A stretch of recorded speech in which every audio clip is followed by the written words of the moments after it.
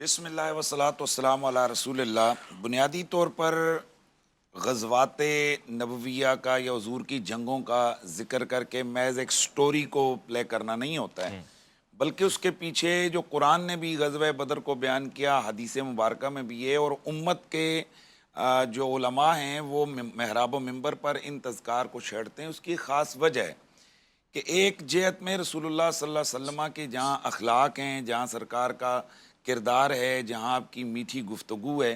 اور یہ بظاہر بعض اوقات یہ تاثر دیا جاتا ہے کہ بس حضور نے تو صرف ایک یہی میٹھا میٹھا والا راستہ اختیار کیا ہے اور بس دین جناب گھروں تک پہنچ گیا ہے۔ حالانکہ ہمارے نبی پاک صلی اللہ علیہ وسلم کے اسماء گرامیہ میں ایک نام نبی الملاحم ہے، جنگوں والا نبی۔ میرے نبی پاک صلی اللہ علیہ وسلم کا انتقال باکمال وصال باکمال ہوا تو اس وقت حضور نے اپنے گھر میں درہم و دینار نہیں رہنے دیے، لیکن 9 تلواریں آپ کے سرانے پر لٹک رہی تھیں، اور امت کے لیے یہ پیغام تھا کہ دین کی عزت، دین کی جا، دین کا رتبہ تبھی قائم ہوگا کہ جس وقت مسلمان اپنی موت سے نہیں ڈرے گا اور اس کا اسلحہ اور اس کی تلوار نیام سے باہر رہے گی۔ تو ہمارے نبی پاک صلی اللہ علیہ وسلم آپ نبی الملائم ہیں۔ ذرا حساب لگائیے کہ ابتدائی جو دور تھا اللہ تعالیٰ کی حکمت تھی، اور اللہ تعالیٰ جہاں حضور سید عالم کو فرما رہا تھا دعم وصفق و توکل علی اللہ،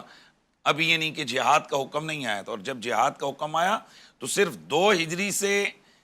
9 ہجری کے درمیان آپ ذرا دیکھ لیجئے، یہ اگر آپ اختتام تک دیکھیے تو 28 غزوات و سرائیں، یعنی 28 جنگیں رسول اللہ صلی اللہ علیہ وسلم کے زیر انتظام، کہیں آپ خود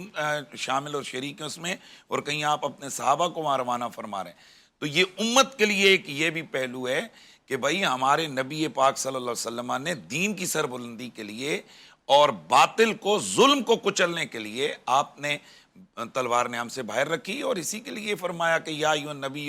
حرض المؤمنین علی القتال، اے محبوب ان مومنین اپنے غلاموں کو قتال پر ابھاریے۔ اور میرے نبی پاک صلی اللہ علیہ وسلم نے فرمایا کہ جس نے زندگی، مفہوم حدیث ہے، زندگی میں کبھی جہاد نہیں کیا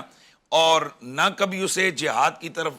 رغبت ہوئی، وہ منافقت کی موت مرا۔ مفہوم حدیث اس طرح ہے۔ تو اب رسول اللہ صلی اللہ علیہ وسلم نے جن جنگوں کے ذریعے سے اسلام کو تقویت عطا فرمائی، اور ظاہر ہے ایک طرف آپ کے چمن کو اجاڑنے کے لیے طاقتیں کھڑی ہوں، اور آپ کہیں نہیں میں نے تو چمن کو صرف پانی لگانا ہے اور میں نے تو یہاں پھولوں کی کٹائی کرنی ہے، اس وقت اندر باغ کی اس آبیاری سے زیادہ ضرورت وہ حملہ آوروں سے اس چمن کو بچانا ہوتا ہے۔ اسی طرح چمنستان اسلام پر باطل قوتیں ہمیشہ سے حق اور باطل کا مقابلہ تو روز ازل سے، لہٰذا جہاں ایک طرف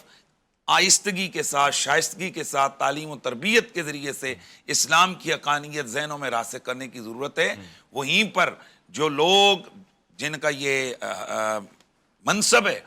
جو حاکم ہیں اور جو صاحب الامر ہیں، ان کے لیے یہ بھی لازم ہے کہ وہ جہاد کے راستے پہ چلیں، اور یہ جہاد اقوام متحدہ کی قراردادوں سے ختم نہیں ہو گیا ہے۔ الجہاد ماضٍ الی یوم القیامہ، جہاد قیامت تک باقی رہنے والا ہے، اور قیامت تک جہاد ہوتا رہے گا۔ آج غزوہ بدر مسلمانوں کو یہ یاد دلانے کے لیے ہم اس کا تذکرہ جی ٹی وی پہ کر رہے ہیں کہ اے مسلمانوں، اس وقت یقیناً کئی غزوات بپا کرنے کی ضرورت ہے۔ آج فلسطین میں کیا ہو رہا ہے، کشمیر میں کیا ہو رہا ہے، آج اس وقت افریقہ میں مسلمانوں کے ساتھ کیا ہو رہا ہے، اور آج دنیا بھر کے اندر۔ اسی لیے حضور نے فرمایا تھا کہ میری امت کب کمزوری میں آئے گی؟ جب وہ موت سے ڈر جائے۔